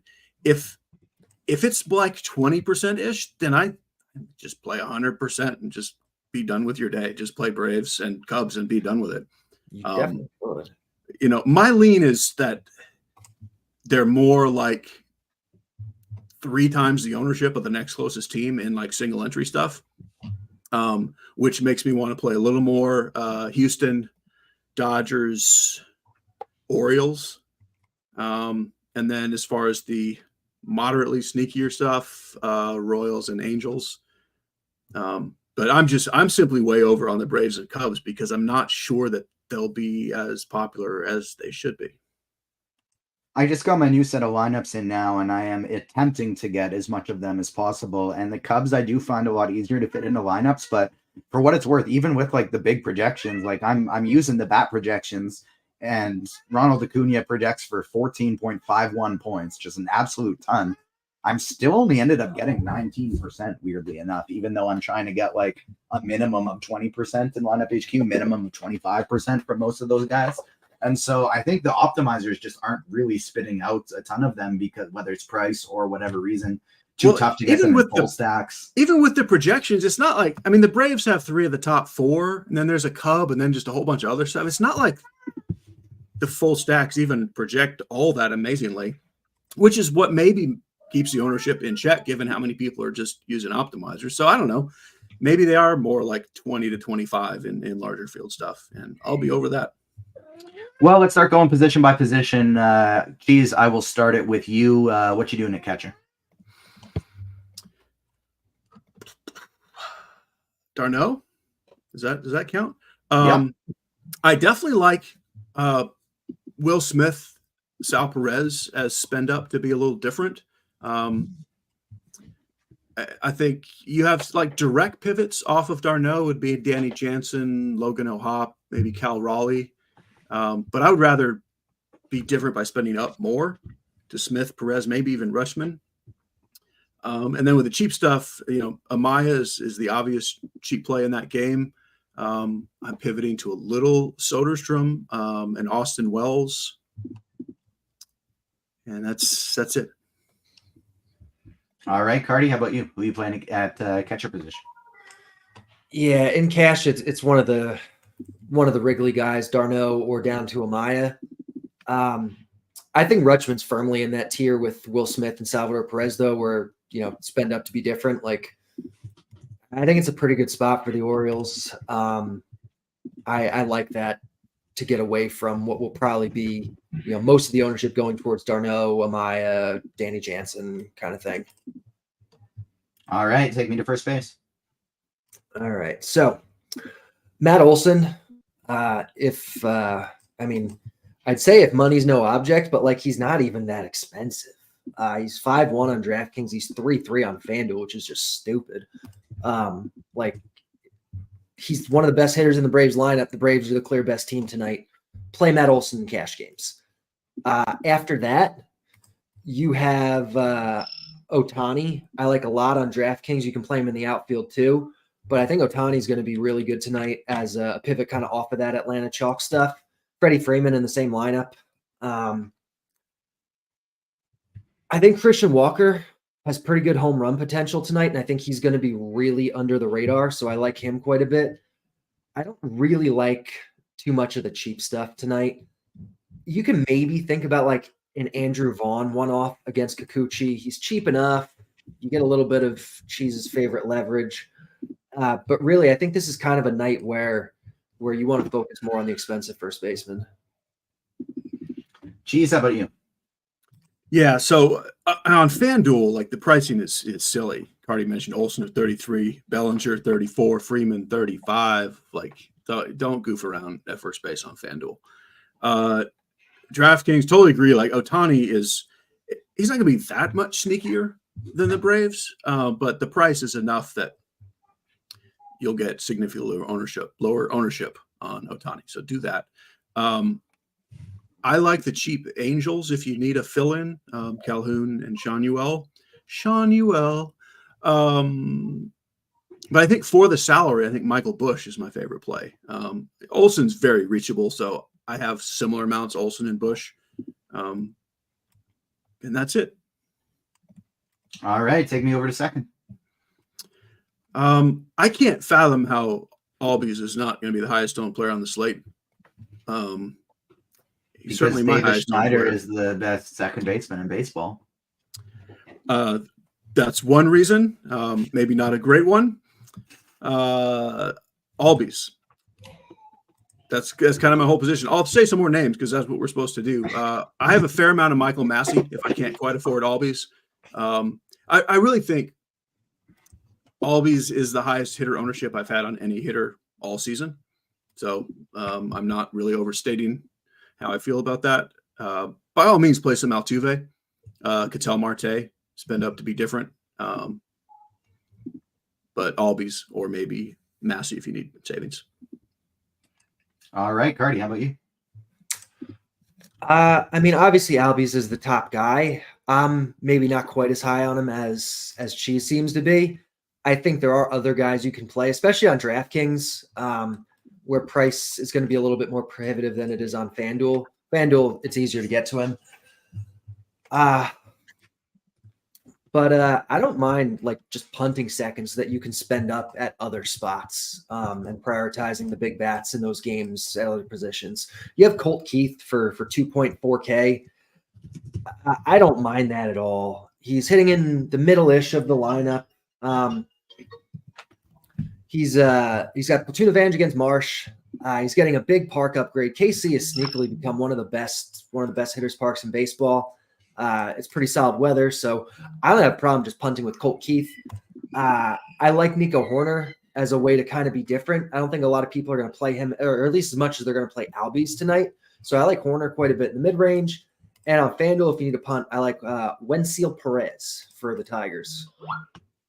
All right. Fun part about hosting is whenever we go position by position, I don't actually have to do anything since I'm not a meteorologist other than go, all right, take me to third, Carty.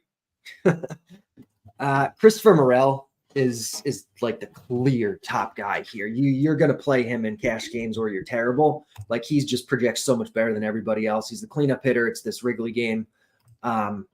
Play Christopher Morel.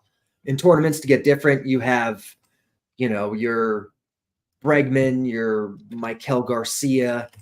I mean, it's not a great position tonight, honestly. Zach Short is multi-position eligible, so he probably makes more sense at a different position. On FanDuel, on FanDuel rather. I mean, it's kind of Morel for me, and that's kind of it. Cheese, how about you? Are you as heavy on how close to Morel ownership are you to Albies? Yeah, so I was going to say, like I said with Albies, I think Morel is my second highest owned hitter on any slate all season. And not so much because I love Albies and Morel so much as these positions are just not very good. Like third base is just weird. I don't want to play a single one of these guys. Like Bregman or Garcia in their stacks, sure. But like, what are we doing here? It's the worst position. It's bad. Play Morel. I don't even know what we're trying to prove. All right, take me to shortstop. Now we got some baseball. Every day. It's so glorious. So the Dansby Swanson DraftKings price is like super interesting. I actually love that he's there and that cheap because it's going to take more ownership away from Bobby Witt, Gunnar Henderson, Mookie Betts. Of course, I have plenty of Dansby Swanson. I have a little bit of Orlando Arcia, but to me, this is more so than any other position. This is the spend up to play something outside of that game. Henderson and Witt, Witt and Henderson, Henderson and Witt, and then Betts to be different. I have a little more Henderson because even just that couple dollars on DraftKings makes a difference. And on FanDuel, I think I have just slightly more Witt because that couple dollars makes a difference.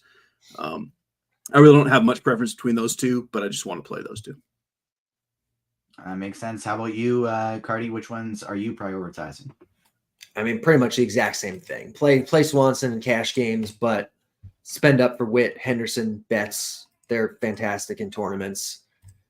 The cheap stuff isn't great. If you need a punt, it's like Zach McKinstry or Zach Short on FanDuel or something like that. But really, Swanson's your guy, and then just the actual elite shortstops are just going to come in under-owned relative to him. There's a lot of people named Zach out there that you can save on if you need to do it. There are quite a few. Good, strong name. Need save salary if you need it. Best man at my wedding was Zach. Who are we playing in the outfield, Carty? Sorry, I got distracted by chat for a second. So Ronald Acuna, you mentioned earlier, like the bat is in love with him. He projects as the clear top guy. You're finding a way to get up to him in your cash games. The rest of the Braves outfield is going to be really good too. You have Marcell Ozuna, you have Michael Harris, you have Jared Kelenic for cheap on DraftKings. So they're all great. The Chicago stuff I think is pretty good too. You have Bellinger, you have Seiya Suzuki, who looks really good. Really, I mean, that's most of what I want to do at outfield. I like Ohtani a lot tonight. I think Yordan Alvarez in tournaments is a good way to kind of spend up and be different. Cheap stuff, I don't really love at outfield tonight. You have like Trent Grisham and Jake Cave and like, I guess that kind of thing you can do. But outfield's a spot where I really kind of just want to spend up at least reasonably up at all three spots. Cheese, how about you? And take your time because I'm still building my lineups, and that is much tougher to do when we're taking QQs as opposed to you guys going position by position. All right. I can talk slow. We did get a nice added cheap guy with Miguel Vargas being in the lineup. But I agree. You don't really want to go cheap at outfield because of how good it is. I don't have a ton of Acuna, which doesn't feel great at all. It's like the one problem he has, it's barely a problem, is he hits more ground balls than the other Braves. And the only thing I want is get the ball in the air. And he probably will. It's not like he can hit 4 ground balls. But I have more Ozuna than him. And I have more Ohtani than him. But by all means, play all these guys. I think Tucker and Alvarez are overlooked is not the word, but compared to the Braves, Cubs, and probably Ohtani, I think you get a little sneaky with Alvarez, Tucker, and Juan Soto. So I'm playing all of them. The mid-tier is mostly Cubs for me. They just have a lot of good outfielders. And then cheaper stuff, I'm playing some of the Royals outfielders along with Kelenic, Grisham, Vargas. All right. And Colton Cowser on FanDuel in particular. Yeah, Cowser batting 5th today in a nice spot. Lefty going up against Lance Lynn. We'll take some questions now. We are not quite at enough likes for a Spidey Bomb. I said 150. We're only at 129. Get these likes up over 150 and we'll get home run calls from all of us. I see us power ranking Zach's in the YouTube chat right now, and I see the Zach Efron mention from Dave in chat. And it's a good time to remind everybody that Iron Claw is now on Prime Video to watch for free. If you haven't seen it, absolutely amazing movie. They should have promoted it better so it could have been Oscar nominated last year, because it should have been. And Zach Efron likely probably deserved a Best Actor nomination in it. But that is for another website, for another show. This isn't the one that I talk about this on. Let's start taking some QQs. I want to start. I have a QQ. Alex is in the chat. Boots on the ground in Chicago. I want a video of Alex just standing up, and if he gets blown over, I'm going 100%. I will lock button that game if he cannot stand up. So just film that for us. Just don't plant yourself. Just kind of stand casually and just see if you stay upright or not. Drop that on the Twitter, tag us, and we will adjust our lineups accordingly. If that vibrate, was that it that quick? Did Santi already drop the video that fast? That's incredible. But let's start taking some QQs here, starting with the RotoGrinders live stream Discord chat. Then I, of course, will be going to the YouTube chat afterwards as I save my lineups and get them in. Yes. Discord. Here we are. DKGPP. You going Rengifo or Pilar Cheese? Assuming that's part of some kind of Angels stack or mini stack. Definitely that would need to be in a stack. I would go Rengifo. Baltimore, St. Louis, talking about the weather in there. Yes, late inning delay could happen. We don't have any new updates from Roth yet, but we'll keep our eyes peeled on his Twitter just in case. As it stands right now, though, we're thinking that it's probably good unless some early storms pop up, which you can't predict. And then we will hope for the best, essentially.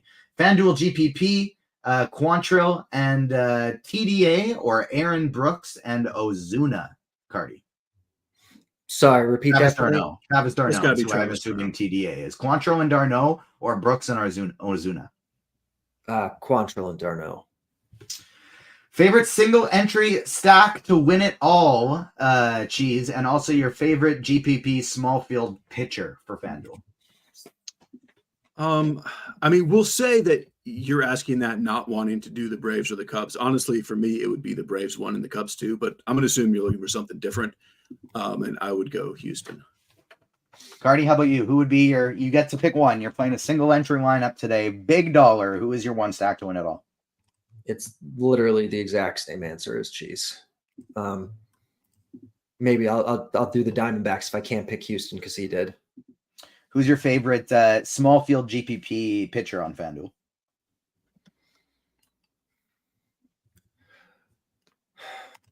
FanDuel, I'm really tempted by the Lance Lynn thing because of the price, especially if the weather looks like it might hold out there. I mean, yeah, that's kind of where I'm at, I think. Yeah, let me just jump in and say, like, we kind of touched on the top. Like, I hate Lance Lynn. I think it's terrible. But $6,800, like, he's more expensive than Aaron. I mean, less expensive than Aaron Brooks. Like, very begrudgingly, I think you play him in some FanDuel lineups. Butthole Jenkins in the YouTube chat saying TJ's valuing the Spidey bums like filet mignon. Well, guess what?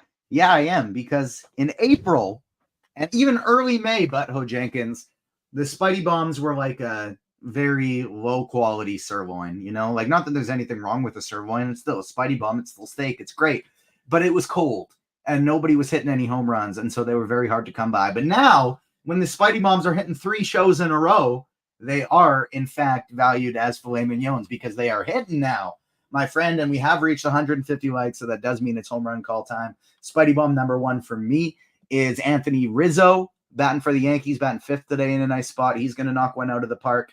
I know, Butthole Jenkins, I know you're just messing, but I'm just messing back. And so Anthony Rizzo, batting 5th today, Spidey bomb number 1. I believe you can find him for, I just got to update the tab. It refreshed to strikeouts, going back to home runs. Plus 525. You can find Rizzo for plus 520 on FanDuel. Get me up over 200, and I got 2 more Spidey bombs for you. But since we reached 150, we can get some home run calls from Cheese and Carty. Cheese, I will start with you. Are your home run calls today? Your favorite part of the shows? There you are with Juggalo Nation.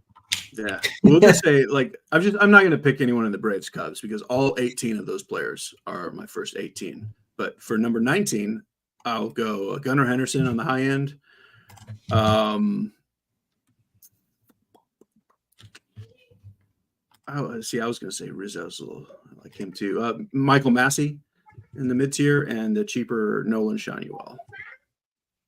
I like that quite a bit. I want to make sure. I feel like I planned on betting Michael Massey to hit a home run today, and I might have forgot about it. So I got to log into my account to make sure I did that. Carty, how about you? Yeah, Cubs, Brave stuff, obviously. Otherwise, give me Ohtani on the high end, and I like Christian Walker quite a bit tonight. Tonight also in the mid range. All right, one more that I will throw in just right now because I love the people. I'm a man of the people. Plus 350 on FanDuel. Kyle Tucker as my higher end home run today. I really like Tucker to knock one out of the park. Come on, why isn't this loading for me? I got to see if I have Massey for what it's worth. The guys I bet to hit on home runs today. outside of the Braves-Cubs game, Jose Ramirez, Manny Machado, Rafael Devers, Anthony Rizzo, Gunnar Henderson, Danny Jansen, Kyle Tucker, Shohei Ohtani. I forgot Massey in my group. Dang, that was somebody I meant to have in there, but that's okay. Isn't Michael Busch a high candidate for pinch hit risk with Patrick Wisdom available? So what would you have in the bat for Michael Busch's pinch hit risk, Carty? I don't think it's especially high. Let me take a quick look at him. In the meantime, Cheese, somebody's rolling with a Cub stack, and they, as their last piece, they need to know Tauchman, Morel, or Suzuki. How would you rank them on FanDuel, price and ownership considered? I mean, Morel, I would still say him first. I mean, I think he's the chalkiest of them, but just having Nico in there makes it slightly different. I would go Morel. Carty, how about that pinch hit risk? 3%, so I wouldn't worry too much about it. There you go. Let's see, going to the YouTube chat for questions now. Tomorrow we will be eating Atlanta, Chicago humble pie, I am feeling. Hopefully not. A lot of talk about Zach's. FanDuel Cash, Carty, Bellinger, Suzuki, or both? What was the question about them? FanDuel Cash. Oh, FanDuel Cash. I mean, you could certainly play both. I think I probably take Suzuki before Bellinger. DK Cash, Cheese, Rutschman and Brooks, or Kikuchi and Amaya? In Cash, Kikuchi, Amaya.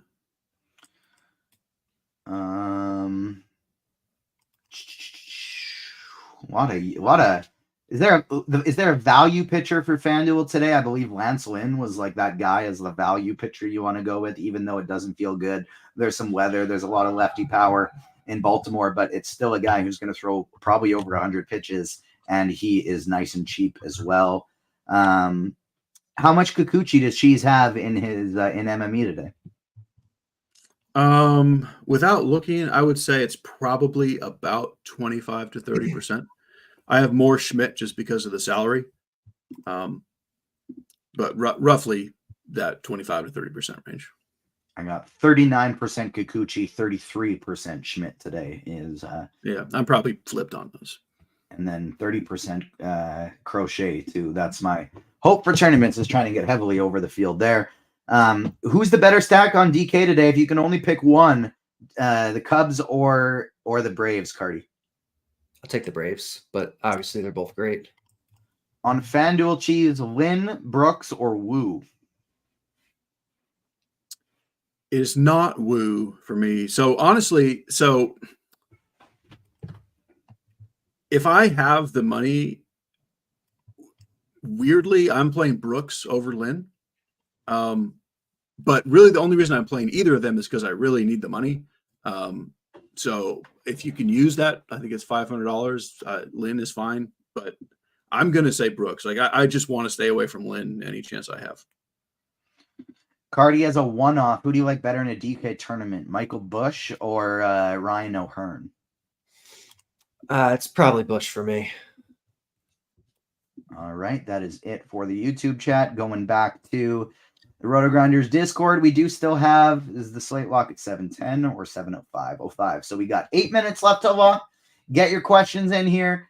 FanDuel single entry is Colt Keith and Kerry Carpenter getting too cute, Carty?